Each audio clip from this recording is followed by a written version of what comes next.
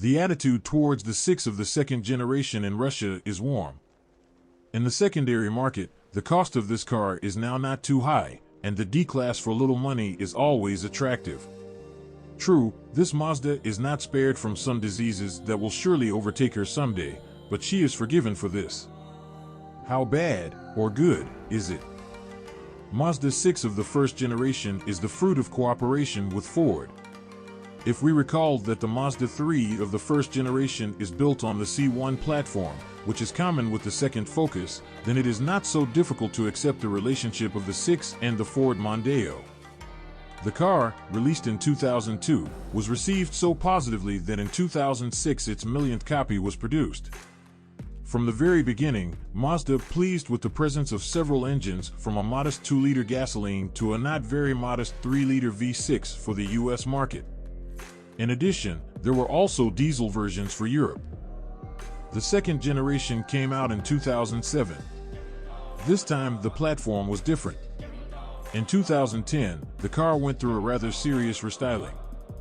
Then Russia was also deprived of diesel engines, but once again they were pleased with gasoline engines, of which we officially had 3, a 1.8-liter L813, a 2-liter LF17, and a 2.5-liter L5VE.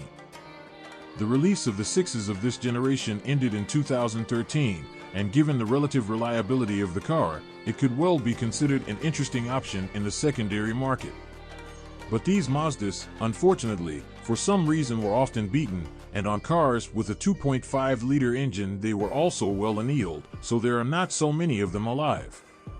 It's a pity, because, judging by the reviews of the owners, the car is very good. Although he also has flaws, and finding 5 reasons to hate the 6 was not so difficult. Hate number 5, cross-country ability. Of course, no one has ever bought a Mazda 6 in order to drive to the Puturana Plateau at the weekend. But even in normal urban operation, problems often arise. First of all, because of the very long front overhang. Therefore, this feature is often complained about. Passability is 0, or you will tear off all the bumpers, since the overhangs are huge, and the lowest points are the front lip and thresholds. And if it can be difficult in the city, then outside the city, and even more so, the clearance is small. A very low overhang of the front bumper. On Almera, I even went fishing, even climbed mushrooms. I won't even go there on this one. It is good if, with a small ground clearance, the owner took care of the protection of the bottom and crankcase. In principle, there are no complaints on the internet that someone was able to tear something off from below. All tubes and lines are well hidden there. But the word Puzaturka suits Mazda very accurately. I collected everything I could on the roads of Russia. The crankcase protection, additionally installed by me at the dealer, clings almost to the asphalt on the road. It is not surprising that after restyling in 2010, the ground clearance was increased from 143 to 165 millimeters. It's gotten better, but it's still far from perfect. Love number 5, design. It is clear that any sandpiper praises his swamp, but in the case of the 6, the authors of good reviews are most likely right. Of course, its design has long been outdated, but there is still something attractive in it. I think that even though the model is already a bit old, even today it looks very presentable. Well, some people say more categorically, Mazda 6 is probably one of the most beautiful cars in its class. Both Mondeo and Passat were offended, but what can you do? Beauty is a subjective concept. For example, I have a beautiful neighbor, but my wife does not like her. Hate number 4, LKP. So far, I have never come across a car whose owners would write in a review, LKP's fire. He beat with a brick, not a single chip. It probably won't fit. But there are many complaints about poor paintwork. And Mazda is no exception. Moreover, no one tries to argue with this, even if the author of the review is extremely categorical, LKPG. Bad edition, by car, but everyone is aware of this. People almost always agree with this. It scratches from everything, even with a fingernail. The paintwork is very delicate, with a slight hit of a foreign body, a chip or scratch forms. Many say that they even had to repaint an unbeaten car. Some are saved by ordinary polishing, but it is best to treat the paintwork as carefully as possible. The paintwork is terrible, polishing partially removed numerous scratches and risks. At the Dacia, branches had to be pushed aside along narrow roads. Love number 4 breaks down, but rides. It took me a while to formulate this point correctly. The bottom line is that in the 6 something very rarely breaks down so that it gets on the road. Yes, there are not so few minor problems, and we will definitely talk about them, but there are almost no such terrible ones. And before standing up, Mazda can knock, creak, and howl for a long time. One of the owners proudly admitted that he drove 40,000 kilometers on a howling wheel bearing and replaced it when it crumbled and the wheel began to dangle. This, of course, is some kind of trash, but the owners of the 6s still like the ability of the car to die for a very long time. At least by the fact that repairs can often be put off for a very long time. It doesn't pull money, and if something breaks, it waits until the money for repairs appears. Barbarism, of course, but what can you do?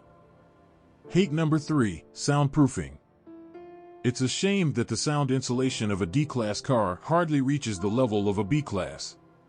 This is a fact, and it is useless to argue with him. It seems to me that Mazda engineers did not know what Shumka was. It doesn't exist from the word at all. It resonates as if you are in the opera hall, and in the rain, notes of punk rock are added to this serenade. And they also say about sound insulation like this, well, let's be frank, it's not there. At first I thought the glass was not tight or there was a hole in the bottom. Actually, I thought a lot. It should be noted that there are practically no complaints about the soundproofing of the engine compartment. The operation of the engine in the cabin is not audible, but the track that sounds in the car in the neighboring lane can be recognized through Shazam on your phone. The same with the sound of the tires, they are heard very well.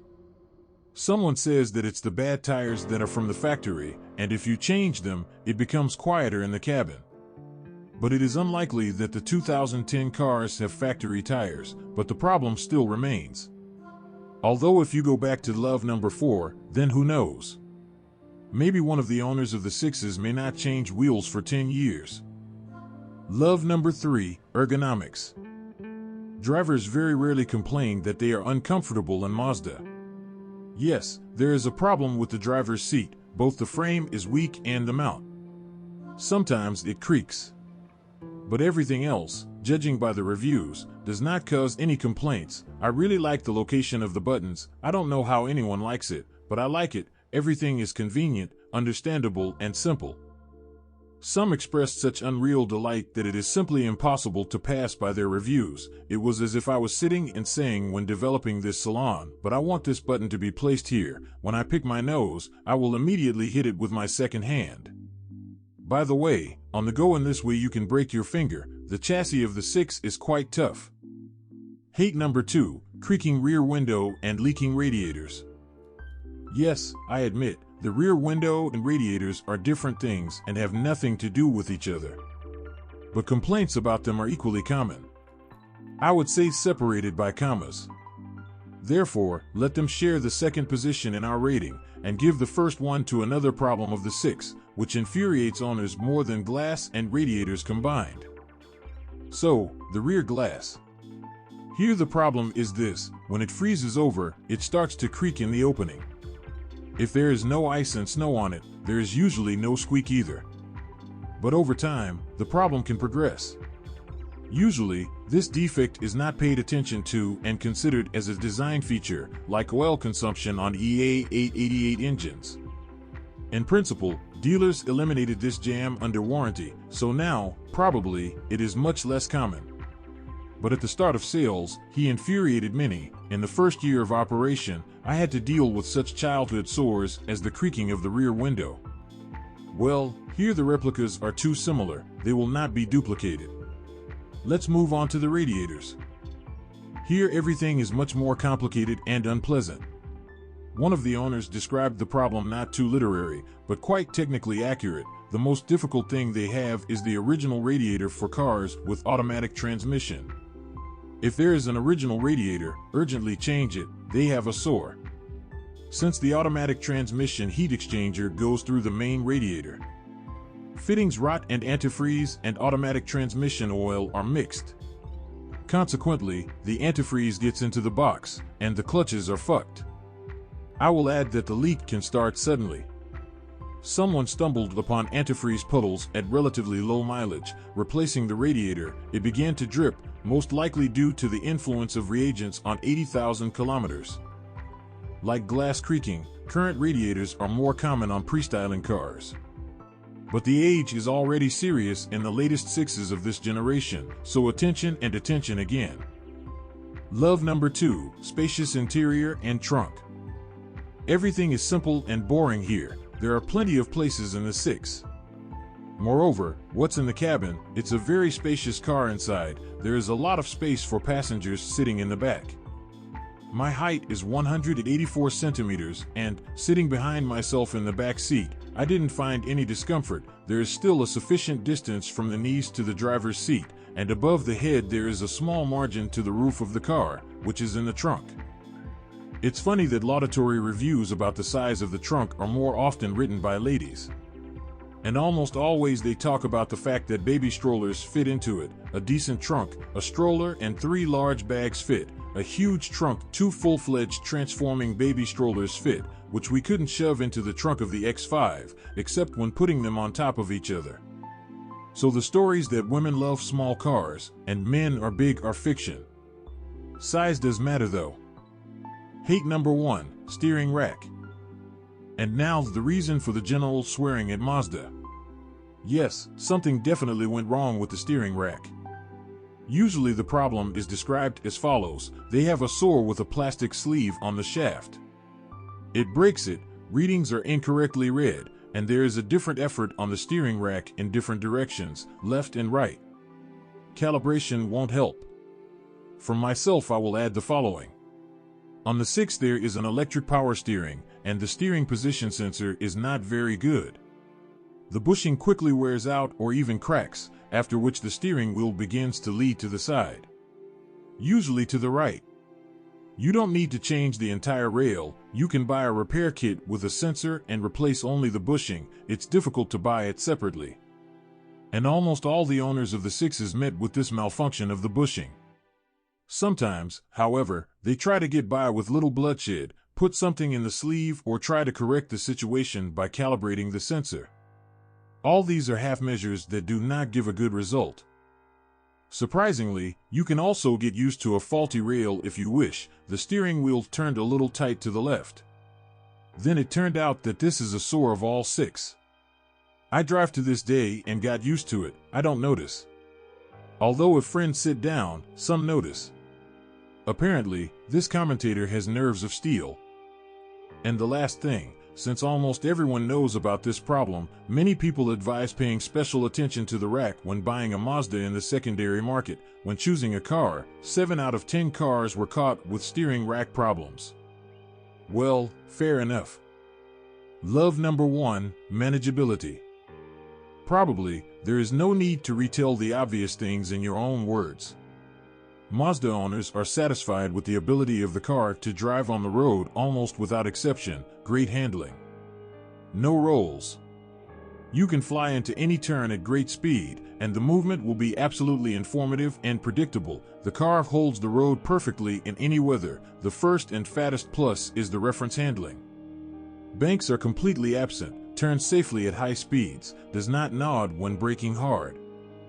In general, if it were not for the problem with the rail, there would be no questions about taxiing at all. It is strange that the almost complete absence of problems with motors and gearboxes, including automatic ones, for thousands of miles up to 200 did not cause as much joy as handling. Apparently, the Japanese are accustomed to the fact that the car must drive for a long time, but not very well. And Mazda almost broke this pattern.